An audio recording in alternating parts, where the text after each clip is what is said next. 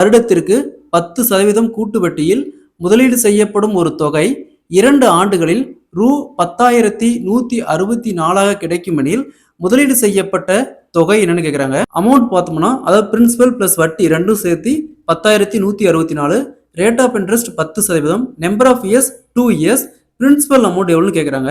கூட்டு வட்டியில் இந்த மாடலில் சம் கேட்டாங்களா.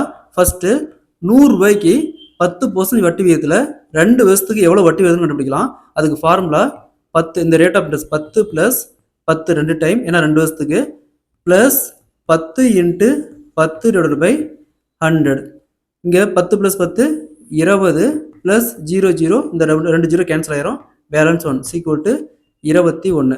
அப்போ 100 ரூபாய்க்கு 121 ரூபாய் ஆகுது. அப்போ இங்கே எவ்வளோ கொடுத்துருக்காங்க, 10,164 ரூபாய்க்கு எவ்வளோ வரும். இது அப்படியே கிராஸ் மல்டிபிள் பண்ணால் 10,164 இன்ட்டு 100/121. இதை சால்வ் பண்ணால் 8,400 ரூபா வரும். அசல் பார்த்தோம்னா பிரின்சிபல் அமௌண்ட் எவ்வளோனா 8,400 ரூபா. Option D is the correct answer.